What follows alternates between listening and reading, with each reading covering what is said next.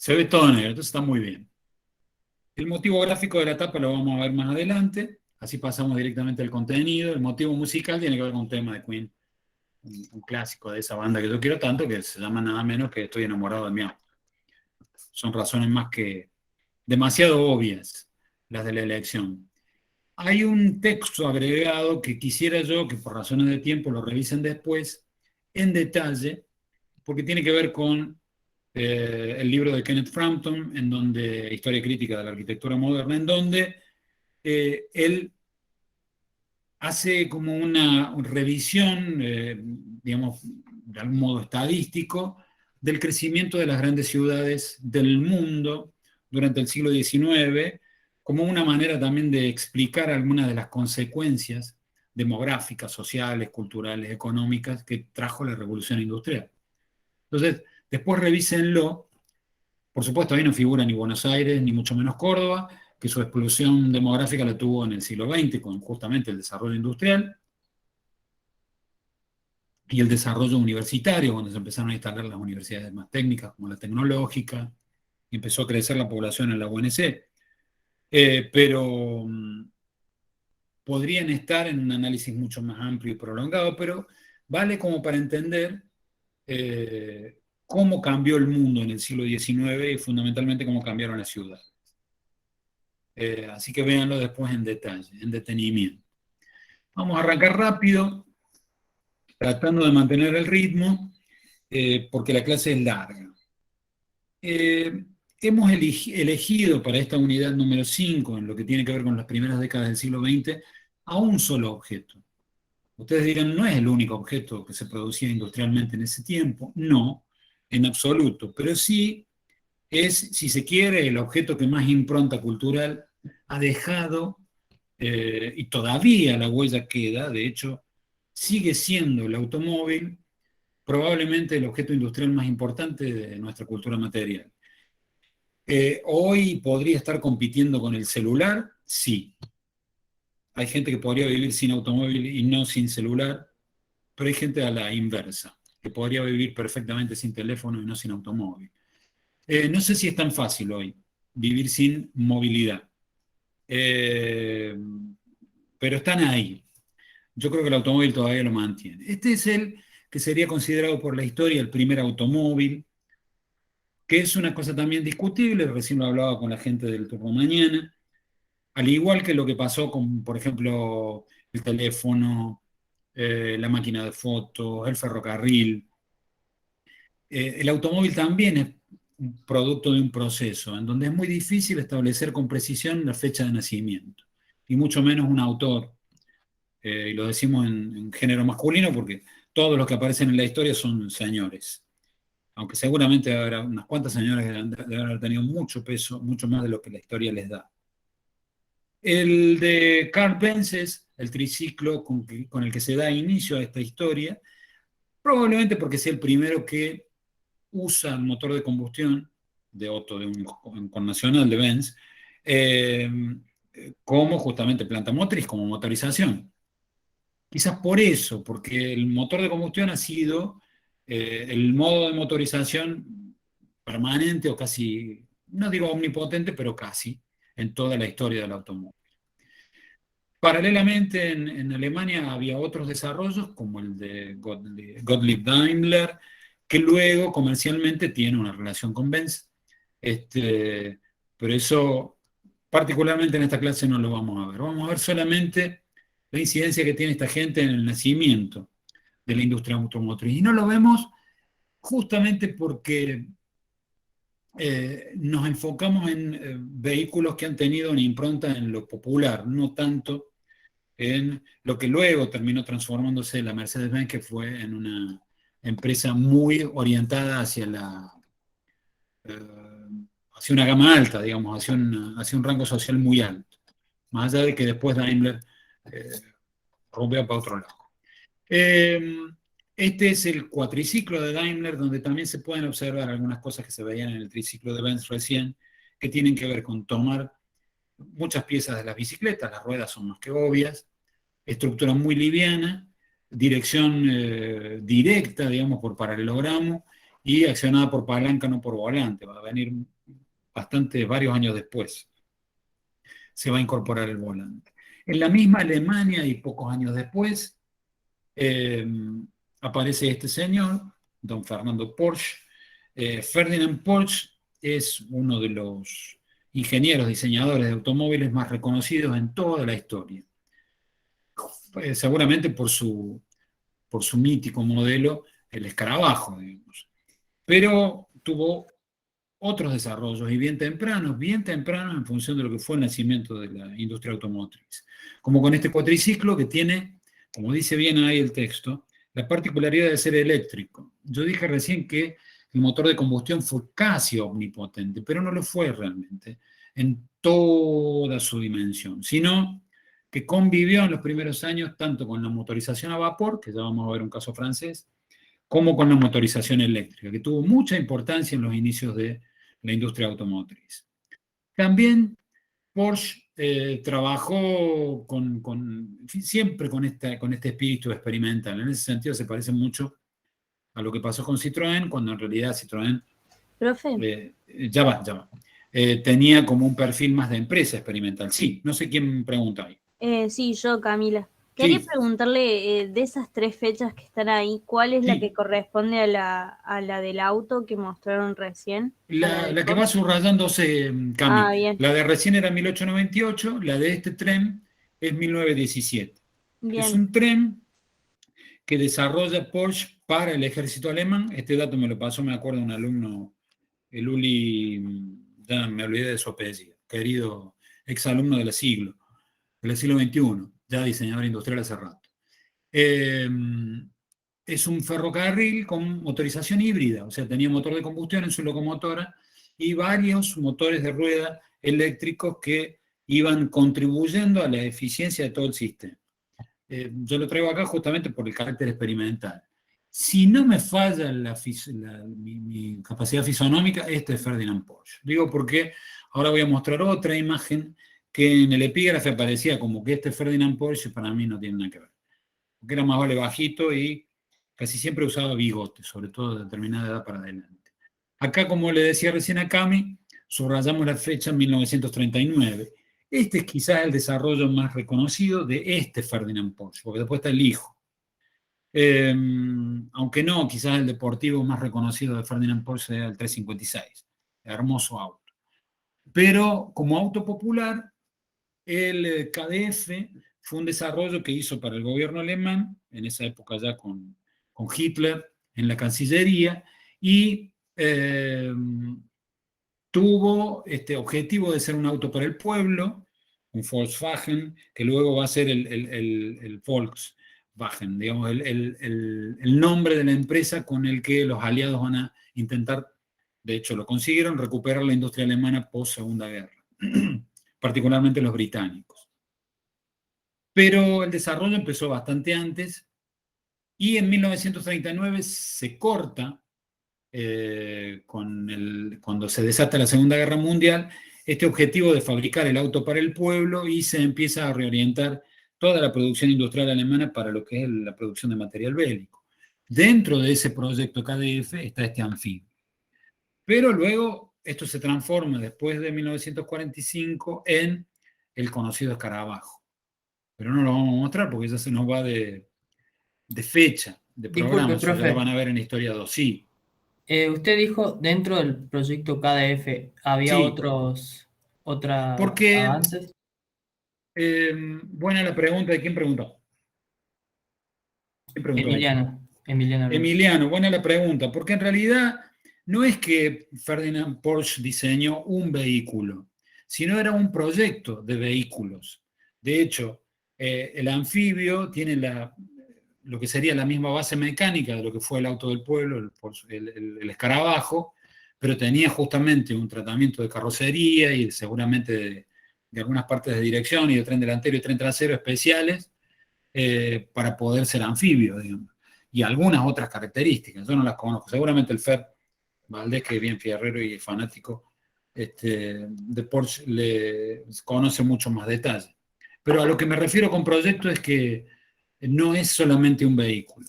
Hay muchos casos análogos en la historia todavía hoy sigue siendo una manera en que las automotrices desarrollan sus vehículos. Yo me acuerdo para Sudamérica lo que fue en su momento el proyecto Duna, que salió de la base mecánica del Uno europeo y acá se transformó en una cantidad de vehículos diferentes, digamos. Bien. Vamos con los franceses. No sé quién tiene el micrófono prendido ahí que está haciendo ruidito. Nos vamos de Alemania y nos vamos ahora con los franceses. ¿Por qué mostramos esta foto de la Expo de París de 1937? Para mostrar la situación política a nivel mundial. ¿Cómo fue? Nosotros, los de mi generación, lo vivimos muy fuerte, esta cosa de oposición entre izquierda y derecha, entre extremas versiones de la derecha, en este caso nacionalsocialista, y la izquierda comunista de lo que fue la Unión de Repúblicas Socialistas Soviéticas. En la exposición de París se ve frente a la Torre Eiffel como predominantes de manera absoluta, mucho más que cualquier otro pabellón, en nuestro caso, a la derecha de la foto los rusos y a la izquierda los alemanes, a la derecha los soviéticos y a la izquierda los nazis.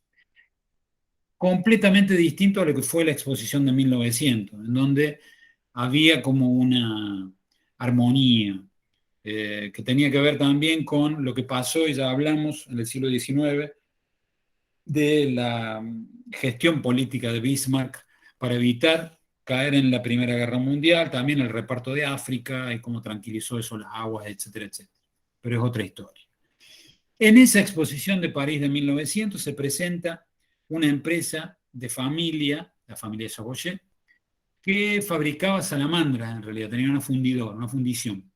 Aprovechan esa misma tecnología para fabricar motores de vapor, calderas, que pudieran adaptarse a vehículos de 4 ruedas. Por eso presentan, luego van a fabricar también de motores de combustión, pero en 1900 presenta esta empresa lo que acá dice en el cartel, las voitures de vapeur, será vapor, en francés, más o menos. En ese mismo año se inaugura también en París otro medio de comunicación, otra vía de movilidad fundamental para la estructura de la ciudad, como fue el Metropolitano, el subterráneo. Con esto empezamos a perfilarnos la verdadera importancia que tenía el automóvil para la ciudad en la primera década del siglo XX. Uno hace como una relación directa entre hoy, automóvil y ciudad, pero no fue siempre así. En los inicios del automóvil, el automóvil en realidad nació como un objeto que venía a resolver una problemática urbana, rural, perdón, no urbana, bórrense la urbana, perdón, rural. Había mucha gente en la periferia de las ciudades que necesitaba acceder a esas ciudades para proveerse de lo que fueran, servicios, comercio, y demás cosas, ir a trabajar.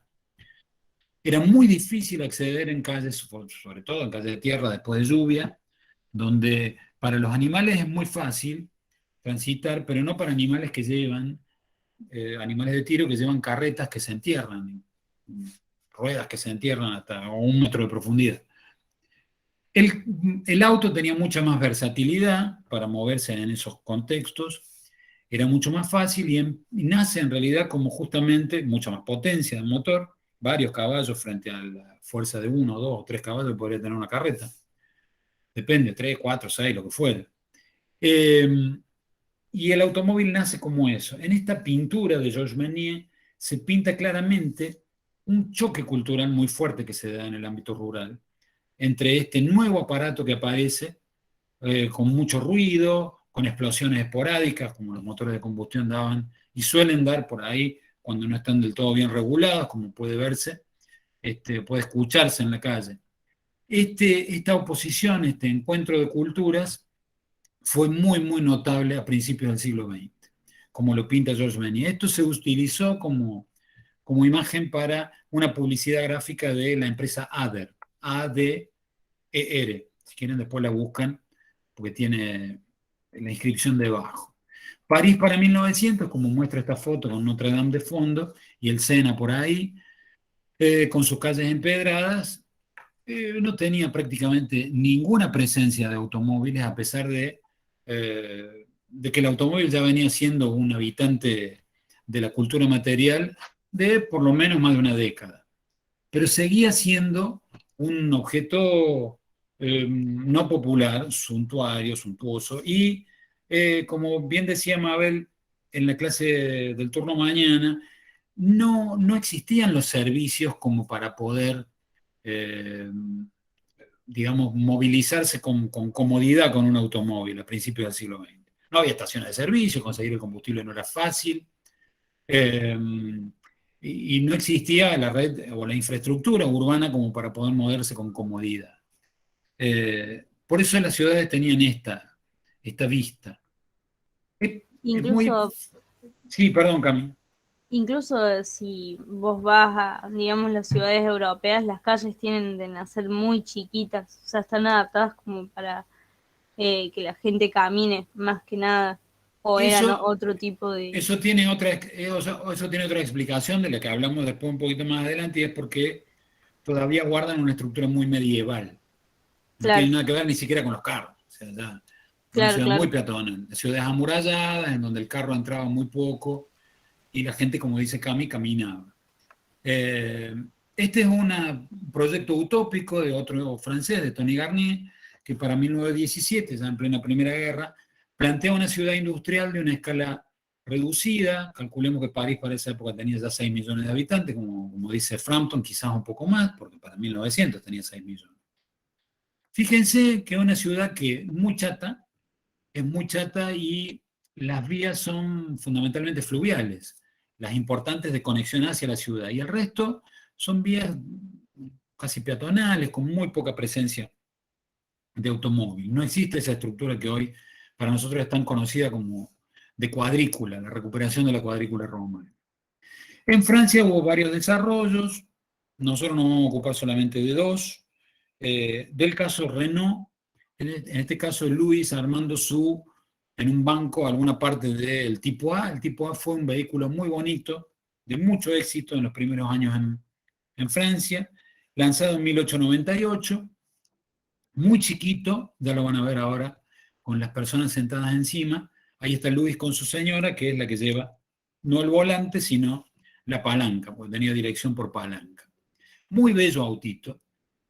Renault, un poco después, desarrolla otro modelo, que es el 4, que va a tener mucho éxito ya con una ciudad un poco más adaptada a la presencia del automóvil y ya sin tanto carro, porque el automóvil empieza a ser ya un objeto mucho más popular. De hecho, bueno, esta imagen corresponde a Frère, que es la planta, que se monta en 1899. Esta foto es muy posterior, porque el 4, es un vehículo, si mal no recuerdo, que aparece a partir de 1912, más o menos por ahí.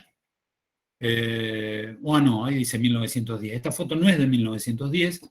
Esta foto corresponde a ya una París bombardeada en la Primera Guerra, y este modelito de vehículo para el ejército francés, en este caso con una configuración de carga.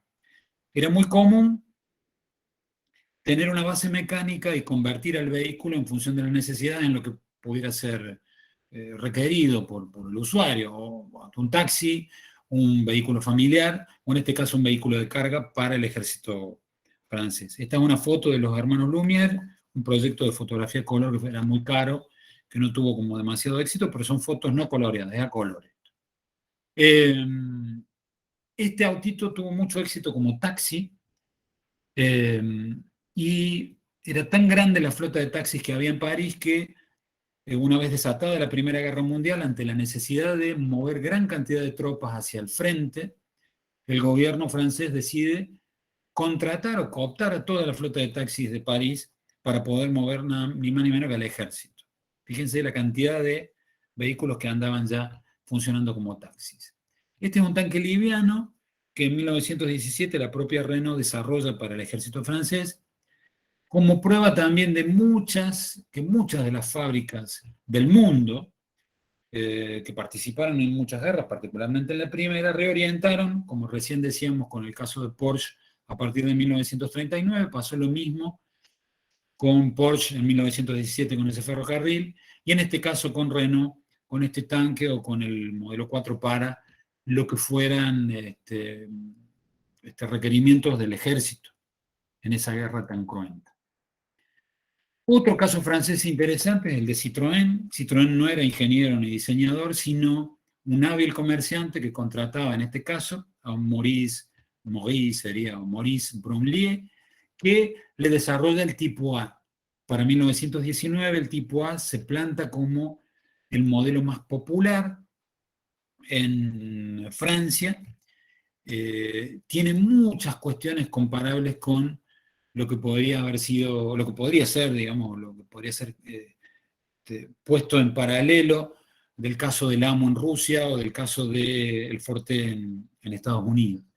El tipo A tuvo esa impronta en Francia y se fabricó entre 1919 y la aparición después de otros vehículos como hasta fines del 20, de la década del 20. Se me chanfleó la neurona. Este otro vehículo de Citroën es otro caso de vehículo muy popular y muy económico, y fíjense en, tanto como el caso del tipo A como este del limoncello o del torpedo, con tasas o con llantas macizas, no llantas de radio, ¿no? Como muchos vehículos se veían todavía en esta época. Citroën desarrolla el tipo C, este torpedo o limoncito, como lo bautizó la cultura popular, por el tamaño. Era un vehículo muy versátil, muy económico y que se acomodó muy bien al requerimiento femenino, sobre todo. Una de las razones también fue el que se escapaba a la tradición de pinturas muy oscuras y bastante aburridas que traían los vehículos, porque casi todos, como el Forte, era pintado de negro, o no iban mucho más allá de bordeaux, o azules o verdes muy oscuros. Citroën armó también un aparato publicitario alrededor de su modelo, el torpedo, con juguetes, en este caso a cuerda, o juguetes para armar, de vehículos de su línea, lo que incorporaba al niño, a la niña en la familia, como usuarios también de esos productos, y a una especie de identificación ya más cultural, más familiar, completa, con respecto a estos vehículos.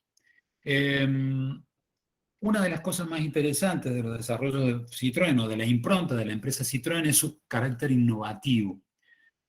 Se me ha borrado completamente la fecha de muerte de Henri Citroën. Y si mal no recuerdo, después la compra Michelin, la empresa. Lo que pasa es que igual Michelin sigue con la política de la empresa impuesta por el propio Citroën de permanente innovación.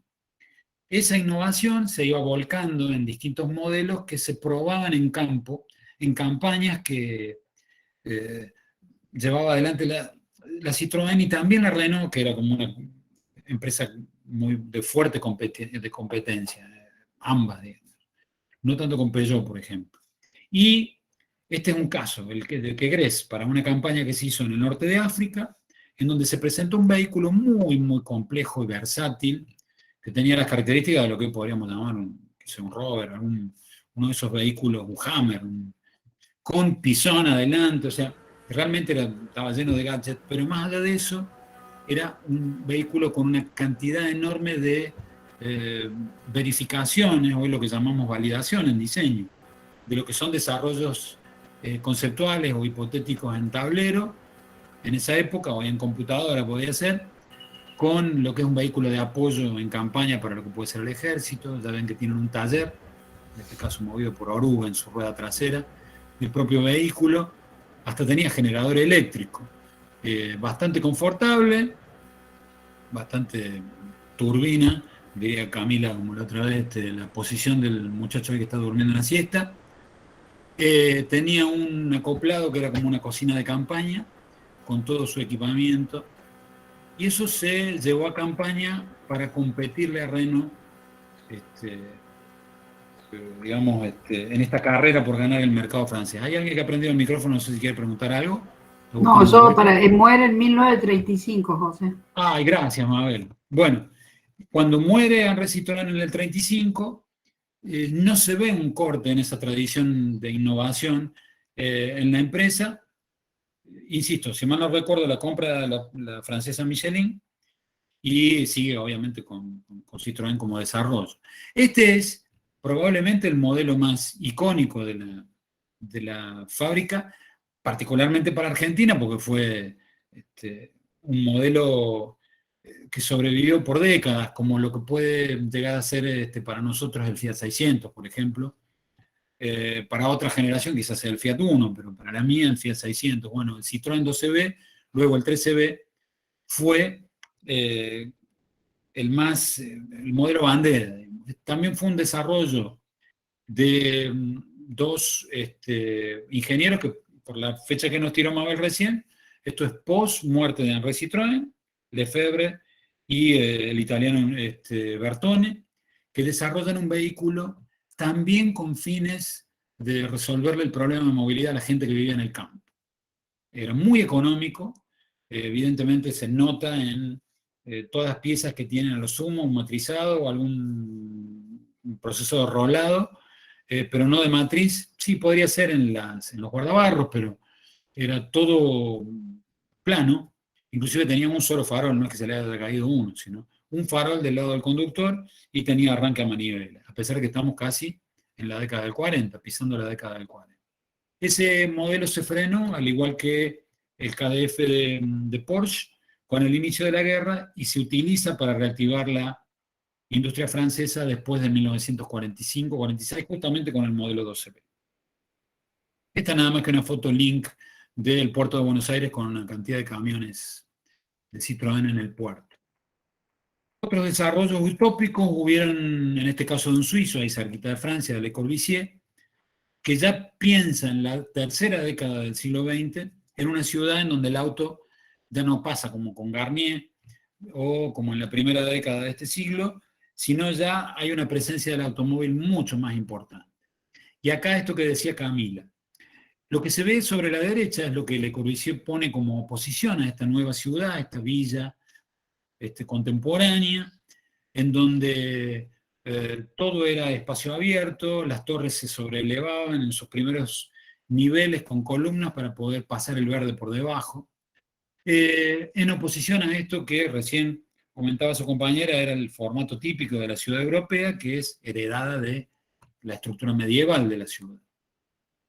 El único caso que vio una realización concreta de este proyecto fue el de Brasilia en los 60, cuando se creó la capital definitiva hoy, alternativa de lo que era la antigua capital de Brasil, durante los 60 en un proyecto de Lucio Costa y Oscar Niemeyer, discípulos nada menos que de Le Corbusier, que planteó un autito imaginario para conceptual para esa ciudad, una Guatire muy bonita que no vio lamentablemente un momento de realización, estuvo muy adelantado a lo que era el diseño de vehículos para la época.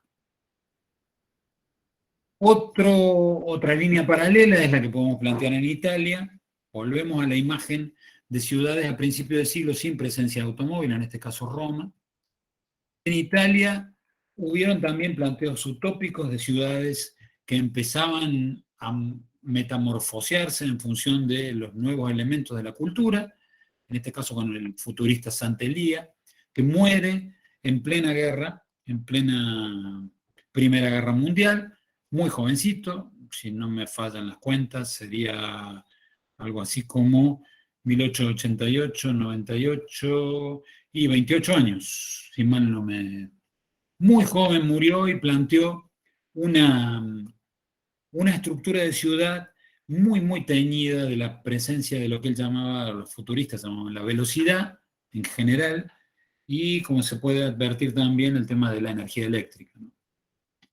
Quizá la marca, no quizá, seguramente la marca más importante, sobre todo en automovilismo o en lo que tiene que ver con la industria automotriz popular, es la Fiat, la fábrica italiana de automotores de Turín, de Giovanni Tonielli, que plantea su primer modelo 12 HP en 1898. Fíjense cómo, cuando tracen las líneas de tiempo paralelas, van a encontrar que esas fechas, 1898, últimas décadas del siglo XIX, trazan una línea en común entre Alemania, entre Francia, entre Estados Unidos y entre Italia. Muy poco tiempo después, estamos hablando de 16 años, en 1914, se construye una gran planta en Turín. El ingeniero Trucco, que yo esta mañana me equivoqué, dije que era Albert Kahn, que es el que le diseña la planta en la Roya a Ford, nada que ver. La particularidad de la planta de Turín es que tenía la pista de pruebas ni más ni menos que en la azotea. Nosotros tuvimos un caso similar con la planta de Chrysler acá en Buenos Aires. Hoy ese edificio ha sido reconvertido. Se puede encontrar algo en internet de esa información. El modelo más popular de la primera época de la Fiat fue el Balila. El Balila se fabricó entre el 16 y el 23, solo 7 años. Bueno, solo, es bastante. Para la época no tanto, porque tenían un desarrollo mucho mayor. El Balila muestra una de las cosas más interesantes como anécdota dentro de la industria automotriz, y es que tiene la parrilla dividida, y luego tuvo que cambiarla, cerca de los modelos fabricados entre el 20 y el 23. ¿Por qué? Porque la BMW alemana ya había patentado a la parrilla dividida como una característica icónica de sus modelos, que todavía conserva hasta hoy. De hecho, no hay, que yo recuerde, un solo BMW que no tenga la parrilla dividida. También el 580, como vamos a ver después, tiene la parrilla dividida, pero después de perder el juicio, la Fiat tuvo que reconvertir esos modelos. Bueno, acá una foto un poquito de mejor calidad del edificio Lingotto con una carrera en 1929. Giacosa es probablemente el diseñador más reconocido de la historia de la Fiat, porque diseñó 3 de los más importantes modelos populares. El primer 500, el primer 500, que es en este caso en un prototipo de 1932, que luego, a partir de 1934, se empieza a fabricar en serie, hasta pasada la Segunda Guerra, que empieza a fabricarse el nuevo modelo 500, que es el que se conoce más popularmente, muy parecido al 600, pero más chiquito. Este 500 no era mucho más grande, aquí se ve la parrilla dividida también. No era mucho más grande, de hecho se puede ver claramente en proporción a la señora parada, que no es muy alta.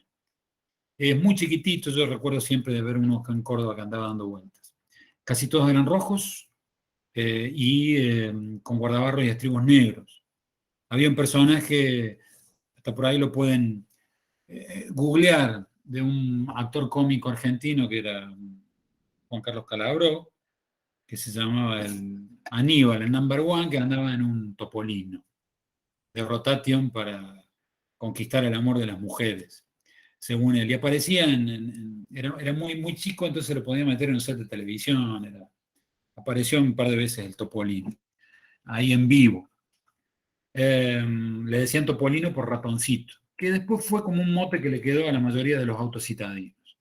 Otra línea en paralelo, una línea histórica que pasa por Estados Unidos, acá con una imagen de Nueva York, también con, digamos, nula presencia de automóviles. Es más, para ese año, alrededor de ese año, creo que fue un par de años antes, se inaugura el puente de Brooklyn.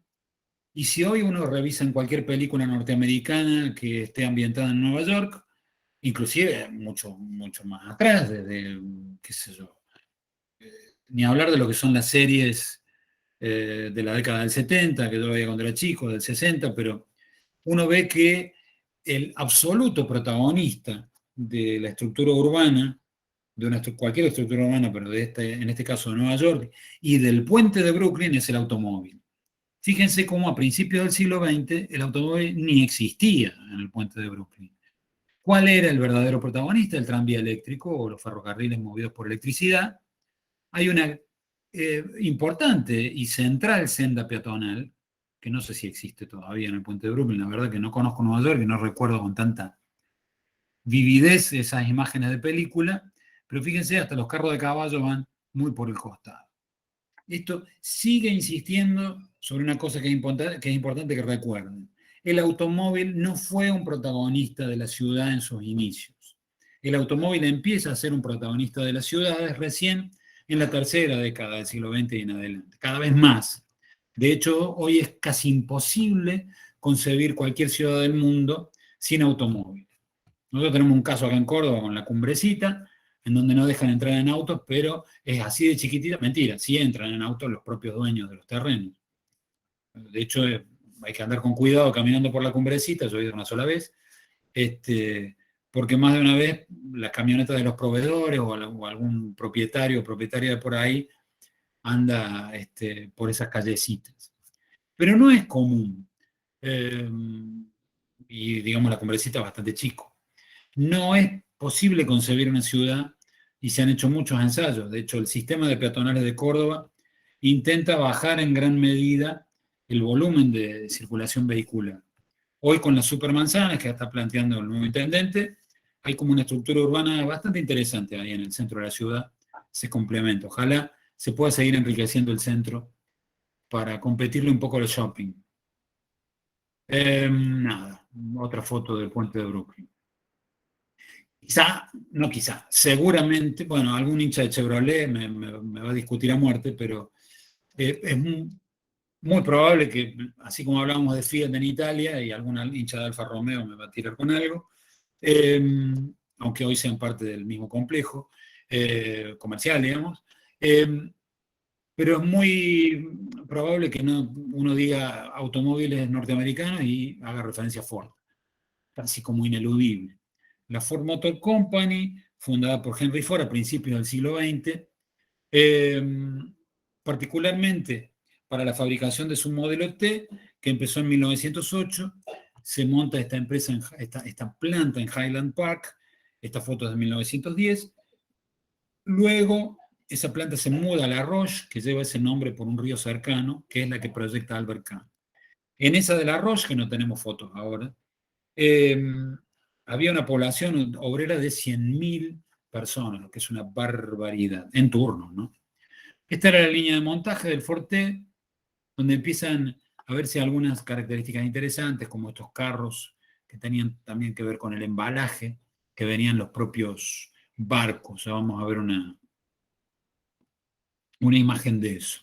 Ford hizo una operación comercial más que hábil, porque así como en su momento tuvo 100.000 operarios trabajando simultáneamente en su fábrica, por turnos, pero digo simultáneamente en cuanto a ser empleados en relación de dependencia de su firma, más que empleados eran primero clientes. Les descontaba del sueldo directamente una cuota con la que se pagaba un forté, y de esa manera tuvo 100.000 cautivos clientes de su modelo. De hecho, el Forte se fabricó entre 1908 y 1927, cuando la Chevrolet lo desplaza del mercado, del número 1 del mercado, con el Chevrolet 27, un lindo modelo, desarrollado a instancias de Alfred Sloan. Lamentablemente no tenemos tiempo de hablar de eso, porque es otra historia interesante. Pero para esa época, para 1927, la Ford tenía la friolera de la mitad de autos vendidos a nivel mundial. O sea, de cada 100 autos en el mundo, 50 eran Forte. Una tremenda cantidad, barbaridad. Esta es una foto del vapor Onondaga que traía material para la planta de montaje del Forte que había en Buenos Aires. Si ustedes dirán, ¿en Buenos Aires? Sí. En 1915, otra habilísima maniobra comercial de Henry Ford, maniobra empresarial. El tipo puso una planta de montaje en dos partes del mundo distintas. Una en Alemania, en la ciudad de Colonia, y otra en Buenos Aires, en las afueras de Buenos Aires, que fue la base de lo que hoy es la planta Ford ahí. Ya en 1915, el tipo sabía que para copar el mercado a nivel mundial necesitaba tener un acceso mucho más rápido hacia esos mercados a partir de plantas de montaje. Se fabricaban las partes en Estados Unidos, llegaban por vapores hacia las dos plantas, tanto Colonia como Buenos Aires, ciudad portuaria, y ahí simplemente se bajaban esas cajas y se armaban en una línea de montaje final. Los embalajes también tenían características particulares porque estaban diseñados de manera de poder servir como, por ejemplo, piso, lo que era la estructura de los vehículos. Esta es una visita que tuvimos en la facultad del Club de Amigos del Forte, esta hermosa coupé, que ilustra esto de que todos los Ford T eran negros, por una razón productiva, más que comercial. El negro seca mucho más rápido. Independientemente de eso, a todo el mundo más o menos se acomoda con el negro. Esta es una chatita rural, lo que explica esto que hablábamos con el Renault y que vamos a hablar rápidamente con el Amo, estas bases mecánicas que me permiten configurar rápidamente distintas formas de vehículo para distintas funciones. Esta imagen simplemente ilustra que había otras empresas, en este caso la Anderson Electric, que todavía hasta 1932 y paralelamente al desarrollo del modelo T, aunque por 5 años más, se vendió con bastante éxito este vehículo, que era el Detroit Electric 98RD, que vaya a saber qué quiere decir en cuanto a la jerga técnica en motores eléctricos, ¿no? Fíjense cómo todavía, pasada 1930, había vehículos de motorización eléctrica. Dato interesantísimo de este autito es que tenía una autonomía de 200 kilómetros, gente, lo que es una barbaridad para la época. Hoy, la Palio Weekend que tengo yo, que tiene GNC, con nafta no, tiene 800, por ahí, 600, depende de cómo lo ande. Pero con GNC, 200 kilómetros. Así que para la época estaba recontra bien. También en Estados Unidos había otro diseñador, más conocido como arquitecto, que es Frank Lloyd Wright, que desarrolla conceptos de ciudad y de vehículos. Él plantea una ciudad muy parecida a lo que vimos de Tony Garnier en 1917, a partir de mucho después, 1935. Hay que entender también que Wright está en una situación distinta, en un país con una extensión territorial muy diferente de las que tenían los países europeos, como Francia, y piensa una ciudad fluvial también, con gran cantidad de comunicación vía fluvial. También chata, con algunas torres por ahí, y con unos vehículos raros. Estos como coleópteros, especie de cosa rara ahí de helicópteros, y un autito movido por energía nuclear, que yo calculo por energía nuclear, no hay mucho dato, pero no tiene ninguna especificación técnica de la motorización. Y por las características es muy probable que lo sea. También por los tiempos de desarrollo, ¿no? Porque esto fue un desarrollo que llegó hasta el 58. Recordamos que las bombas atómicas fueron tiradas en el 45. Espantoso dato histórico. Qué de Batman que es ese auto, ¿no? Sí, ¿no? Tiene como toda la idea de un batimóvil, buenísima la. Es re Batman. Es muy, muy raro. Tiene muchas cosas raras. Primero, para la época es muy raro, hoy sí es más común ver una posición de conducción centralizada, pero para esa época es muy raro. El conductor estaba en el centro, o la conductora, fíjense ahí las puertas, era entrada lateral, tenía 2 asientos, el motor atrás con un eje central y estas grandes ruedas tractoras. La rueda de dirección era la trasera y la rueda delantera era esférica, gente, lo que también es una rareza para la época. Yo el único desarrollo que conozco es uno de Firestone que hizo para fines del 20 y principio del 21, que se vio en un modelo de Audi que se presentó como concepto en la película Yo Robot de Will Smith. Ese modelo tenía rueda esférica. Lo que es dificilísimo de resolver. Complejísimo. Por muchas razones. Sobre todo lo que tiene que ver con la fricción. Pero es muy complejo. Muy, muy, muy complejo.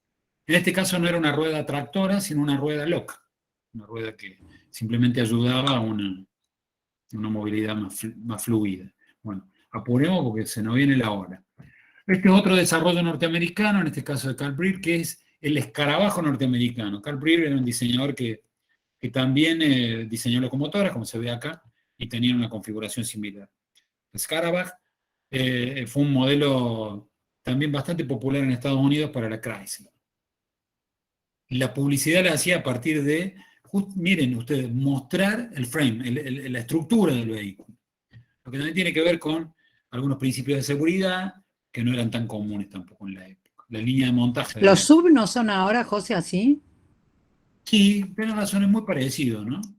Es muy Claro, me hizo parecido. acordar, viste, que toda la Sí, estructura es para que todo el auto reaccione frente al impacto, no un pedacito. sí, eh, exactamente. Es como digamos, tienen como, tendría que volver a la imagen esta. Hay como previsto ciertos fusibles, pero como dice Alejandra, es toda la estructura la que reacciona con algunas zonas de, no me sale ahora la palabra exacta, que es absorción, exacto. Absorción de energía de golpe, pero la estructura del cockpit, digamos, donde está el piloto, donde están los pasajeros, se mantiene bastante estable, digamos, que es justamente para conservar la vida. Todavía no existían desarrollos teóricos que permitieran explicar la cantidad de energía que absorbe el cuerpo, porque somos 60% de agua. Eso después se supo, a partir del desarrollo de la Volvo, con videos que son bastante crudos. Y ahí se vieron que ni siquiera estas estructuras eran suficientemente seguras y se tuvo que recurrir a otro tipo de... Pero es muy buena la observación de Ale en cuanto a eso. Había una concepción de estructural bastante homogénea, monolítica, digamos, pero para que reaccionara la estructura como una unidad, deformándose por partes. Bueno, estamos acá.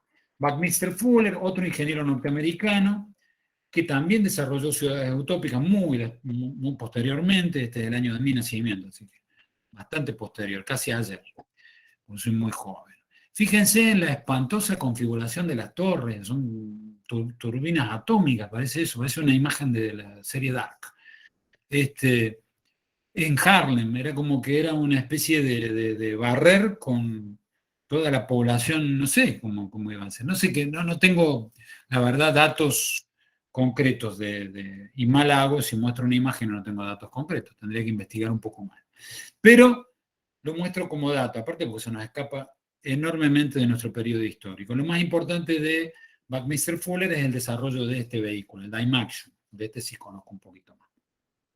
Dymaxion fue un concepto muy interesante de la década del 30, se fabricaron solo 3 prototipos y no tuvo éxito comercial porque ni siquiera llegó a línea, a serie.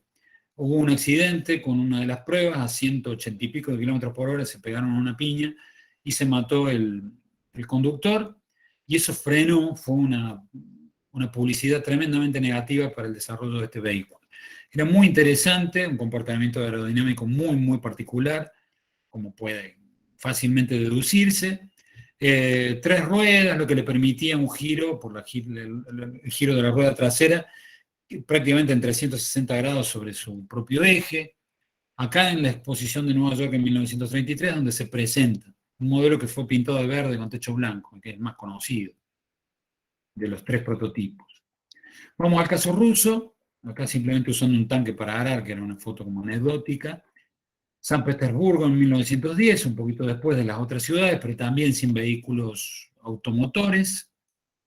Un par de casos de taxi, bastante interesante, pero vamos concretamente al AMO. El AMO era un modelo, un proyecto también, como dijimos con los otros, que bajo licencia se fabricaba en Rusia, no sé si es de origen checo, pero en realidad ya en esta época en la Unión Soviética, no, todavía no en la Unión Soviética, se fabricaba en Rusia y tenía esta particularidad que vimos con el Renault, con el Forte, esta cosa de una base mecánica que me permitía montar encima distintas configuraciones, en este caso camionetita con caja, en este caso una coupé, o otra vez la camionetita para el ámbito rural, con techo desmontable, en este caso una especie como de colectivo. También acá ponemos en crisis esta cosa de que colectivo lo inventamos los argentinos, toda esa historia que anda dando vueltas por ahí, que nos creemos los dueños de la... Estoy mirando para allá que tengo uno de mis bichos. El F-15 fue un modelo icónico para la cultura soviética, la rusa, la soviética en general. Lo usaron también para camión de bomberos y al punto de que recibió un homenaje con un sello postal, que esto es también anecdótico. Rápidamente recorrer el caso de la Rolls Royce, que nace a principios del siglo XX como un coche con un objetivo, fue la fusión de dos comerciantes, de dos empresarios, que fue el caso justamente de Royce y de Rolls, que se juntan haciendo este complejo fabril de autos que hoy solo fabrica autos para altísima gama, ya ni siquiera alta gama. Al principio de su historia ya empezó con este tipo de vehículos, que hoy ya es una marca distintiva, diferente de ese que veíamos recién en 1904, que era no popular, pero mucho más accesible. Este ya es un vehículo directamente exclusivo. De hecho, la Rolls-Royce mantiene la tradición de fabricar sus coches 100% a mano, lo que también eleva sus costos de manera sideral, pero es 100% construido, fabricado a mano. Así que se hacen solo a pedido. Eso pasa con muchas líneas de auto, pasa en Italia con los Lamborghini o con la Ferrari, aunque ha industrializado algunas etapas del proceso, pero son mayormente, por lo menos ensamblados y construidos en su mayoría a mano.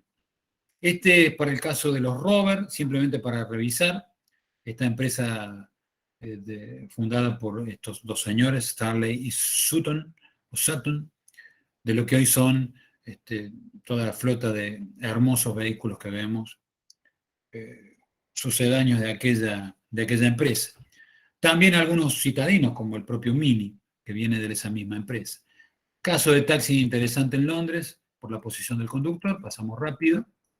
Y esta imagen de Londres en 1929 para ver también el colectivo ahí, el típico de la cultura norteamericana ahí abajo, británica ahí abajo.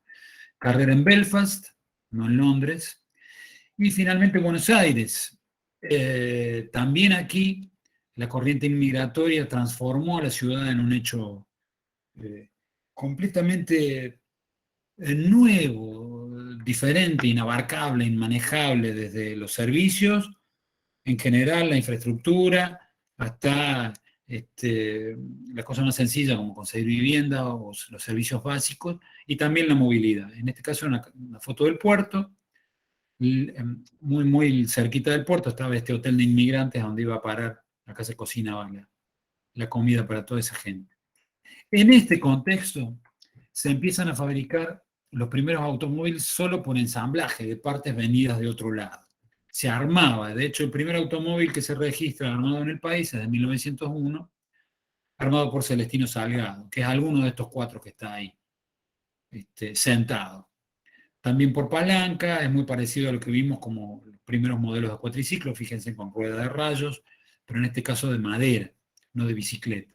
Rayos más parecidos a los que van a tener muchos de los autos durante las primeras décadas del 20. Acá, en 1914, una familia cordobesa, los Bergoglio, que algún parentesco tendrán con Francisco, supongo, armando también una especie de vehículo rural, simplemente una anécdota como para, y si alguien tiene algún pariente Bergoglio, podrá reconocer esa foto histórica, probablemente.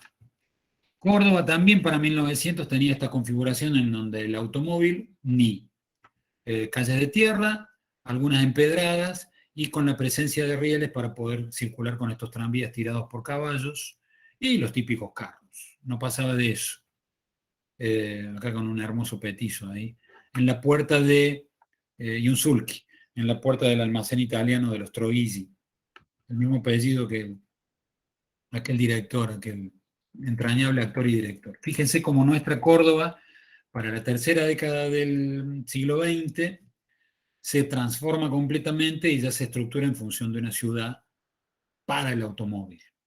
Este es un relevamiento aerofotogramétrico, el primero que se hizo en Córdoba en 1927. Este es el Paseo Sobremonte, que en esa época todavía se llenaba de agua, si mal no recuerdo. El dato, porque está la glorieta central, a donde se instalaban unas orquestas para tocar música todas las noches. Esto que se ve por detrás, esta manzana triangular sería la municipalidad, hoy, el Palacio 6 de Julio, y esta sería la plaza. No, perdón, yo dije la plaza de la Intendencia, es el edificio de tribunales. La plaza de la Intendencia sería esta que está sobre la izquierda. En el turno mañana dije que era la plaza de la Intendencia, no, y acá está tribunales, el edificio 1 de tribunales. Pero fíjense La estructura de la ciudad ya mucho más cosmopolita, armada, como una ciudad mucho más grande. De todos modos, no llegamos ni al 500.000 de habitantes ni a palos. Esta es una foto que muestra más nuestra casa, o cerca de nuestra casa, porque en realidad la casa nuestra escapa acá sobre la derecha, no mi casa, sino la casa nuestra, la Universidad Nacional de Córdoba, el campus. Acá está el pabellón de las industrias y este es el Museo Carafa. Este no sobrevive, lamentablemente se quemó en 1930, fue la segunda. El pabellón que se construyó en 1915 para la segunda gran exposición industrial que se hizo en Córdoba. Y se quemó, era todo de madera, una belleza. Esta es la Plaza de España hoy, este es el Museo Carafa, el proyecto original de Cronfus, que hoy se ha completado con un proyecto que tiene este discutible ícono de la ciudad de Córdoba, esa cosa extraña que es el faro de la ciudad sin puerto. Dos casos argentinos, rapidito, así cerramos la clase, porque esto es muy probable que pueda en una de esas preguntarse en el parcial. Este señor que está acá en el centro es Horacio Nasagasti, un amigo de los Newbery, y acá está el funeral de Newbery, simplemente para nombrarlo como un pionero no solo de la aviación, sino de la fabricación de aviones. De hecho, promovió la creación de una fábrica que él murió en el 14, recién en el 27, se materializa en nuestra Córdoba, primero para la fabricación de aviones civiles, y luego se empiezan a fabricar aviones militares paulatinamente. El primero fue el DLDL, un clásico avión de nuestra industria, y luego con la instalación el primero de industria argentina, perdón, con la segunda etapa, el DLDL no fue en el 27, no se confunda. En el 27 solo se armaban aviones o modelos que se traían de afuera. Recién en el 45, con la gestión del otro San Martín, quien fuera gobernador de Córdoba, se instala el Instituto Agrotécnico y se empiezan a desarrollar modelos propios. Ahí el DLD, que se llamaba así porque dicen que era medio pesado y no arrancaba, y no despegaba. Hay todo un mito con respecto a eso. Esta es la fábrica en el 65, mi año de nacimiento, con una población industrial de entre 10 y 12.000 empleados. Una barbaridad para lo que era la industria de la época. Fue de hecho una de las fábricas más importantes del mundo en su momento. Aquí se fabricaban aviones, automóviles, paracaídas, lanchas y demás cuestiones. En realidad la fábrica de tractores estaba fuera del terreno, pero estaba la fábrica de motocicletas y demás. Bien. Finalmente la Nasagasti, a quien lo nombramos recién, a don Horacio, que fabricó este modelo de lujo entre 1910 y 1915, solo 50 unidades, de las que se conservan muy pocas, a menos que se conozcan, porque hay muchos que deben estar por ahí guardados, porque tienen un valor incalculable estos. Un auto de lujo, muy parecido a lo que vimos del Rolls Royce, y se traen por ahí para algún rally. De hecho, esta foto debe tener 20 años, 25 años, no creo que más de eso. Y Castano, que fue otro desarrollador, que fabricó un deportivo para el principio de la década del 20 y después una camioneta que le competía a la Ford hasta en haberle copiado gran parte de su configuración, de lo que fue la famosa Ford de los 40. Bueno, gente, se nos fue el tiempo a más de una hora. Las recomendaciones bibliográficas, lo de Kenneth Frampton, esta revista que está en biblioteca, que es interesante porque aparecen muchos datos sobre vehículos en general, que recomiendo revisen. Algunas imágenes del catálogo Getty, que tengo en un libro. Lo del Quegres de la Renault, de Citroën, perdón, que aparece en una revista francesa, que me compré en algún momento, en alguna compraventa, y muchísima de la información, sobre todo de los inicios de la industria automotriz, fue sacada de una serie muy interesante que había en el History Channel que se llamaba Automóviles. De la época, como hablábamos hoy con el otro turno, en que el History Channel se ocupaba de cosas más importantes que solo los nazis y los ovnis. No es que ni los nazis sean importantes, ni los ovnis sean importantes, pero seguir con la teoría conspirativa de que Hitler se instaló en Argentina y consumir horas y horas de televisión en eso, me parece que no es tan importante como otros temas históricos que solía tratar antes el History Channel. Yo no digo que Hitler no haya estado en Bariloche, no lo sé. Pero a mí me importa mucho más la espantosa gestión de Hitler y las acciones que hizo en la Segunda Guerra Mundial y lo que fueron sus campos de concentración, que si después vivió en Bariloche o no, y si lo agarraron o no. Ya está, ya se murió el tipo. Me hubiera interesado que lo agarraran antes de que hiciera todo lo que hizo en la década del 30, del 40. Pero hoy el History Channel se ocupa de esas cosas, de si aparecen platos voladores aquí o allá. Que ¿Cómo? cuente al menos lo que hizo Estados Unidos durante la Segunda Guerra Mundial, con todos sus campos, con concentraciones que tuvieron ellos. Ah, sí, Esas tenés cosas, razón. a menos se cuenta lo mismo, que cuente todo, digo. Tenés razón, pero tiene esos programas documentales, y es cierto, tiene una versión absolutamente parcial, que es la norteamericana, no la alemana, pero los alemanes son bastante autocríticos.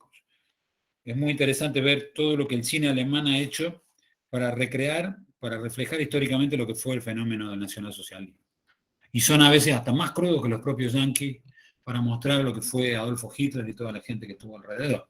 Si no, vean La Caída. Tremenda, enorme película alemana, donde muestra los últimos días de Hitler antes de su hipotético suicidio. Pero es bien lo que señala ahí el compañero. Bueno, gente, vamos a ver la contratapa simplemente como para poder cerrar la grabación con la imagen del Dime Action.